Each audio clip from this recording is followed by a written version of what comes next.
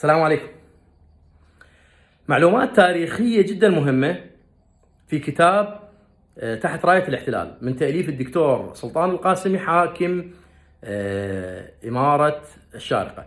الإمارات العربية المتحدة هي مجموعة إمارات اتحدت بالسبعينات. قبلها كان كل إمارة لها حكومها الخاص، لها سياستها الخاصة، لها اقتصادها الخاص، لها وضعها الخاص، ولها علمها اللي تنضوي تحت هاي الإمارة. بالسبعينات اتحدوا.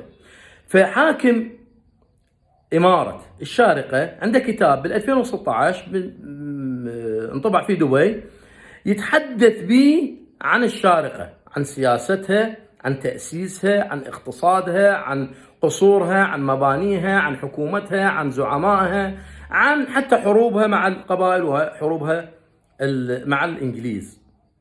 من ضمن هذه المعلومات اكو بها فصل خاص كيف تأسست الشارقة او من اين جاء اسم الشارقة. طبعا هذه المعلومات اللي راح احكيها هي مدعاة للفخر لانها بالاصل عراقية. اي عراقي يستمع لمثل هاي المعلومات يفتخر ويرفع راسه ويقول انا عراقي من تاريخ جذوره ممتدة عبر التاريخ وعبر الازمان. وللاسف في نفس اللحظة يغضب ويحنق على كل السياسات والحكومات دون استثناء اللي توالت على العراق ووصلته الى هذه المواصيل اللي للاسف. سلطان القاسمي حاكم ولاية او امارة الشارقة يتحدث بهذه الصورة ويفتخر بها ويقول احنا بالاصل كنا عراقيين. شلون؟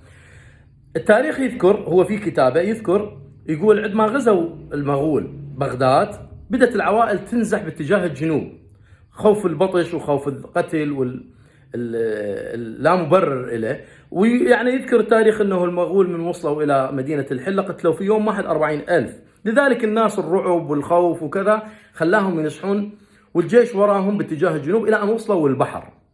فوصلت مجاميع للبحر، اتخذوا اماكن سكنى لهم، بنوها بناء بسيط، وبعدين تطوروا اشتغلوا يعني على البحر، اشتغلوا بالتجارة، بعدين تطورت شوية شوية وصارت لهم مباني. هاي القبائل، هاي الناس، هاي العوائل اللي نزحت اخذت اسم المنطقة اللي نزحت منها. مثلا الشارقة بالاصل وجذرها الاسم هي من منطقة مأخوذ من منطقة الشورجة. عوائل كانت في الشورجة نزحت الى ذاك المكان، اخذوا اسمهم من بغداد وسموا انفسهم هناك. منطقة دبي اللي هي بالاصل دوباي منطقة كانت لها مسمى بالعثماني، الزمن العثماني، واخذوا وياهم الاسم، كذلك رأس الخيمة وكذلك الخربة. هذا الكلام مو عراقي مسويه، ولو كان عراقي مسويه كان ممكن تصدى له آلاف الناس بما فيهم العراقيين. من جايبين هذا الموضوع وانتم تحسون انفسكم افضل واعلى؟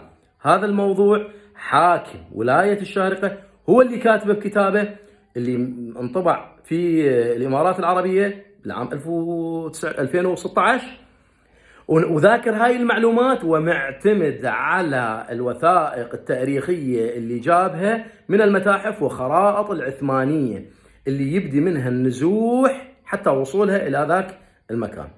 هذا الكلام مدعاة للفخر. اللي ما مصدق أو اللي يريد يطلع أكثر بإمكانه يدخل على اليوتيوب على جوجل ويكتب سلطان القاسمي حاكم إمارة الشارقة، راح يشرح شرح مفصل انه ولايات الامارات، بعض الامارات العربية المتحدة هي بالاصل اهلها عراقيين واسمائها عراقية. وش نقول؟ يا ليت الذي في العراق يعني اللي مثل يسوون العراق مثل اللي سووه في الامارات. مع الاسف والله. في امان الله.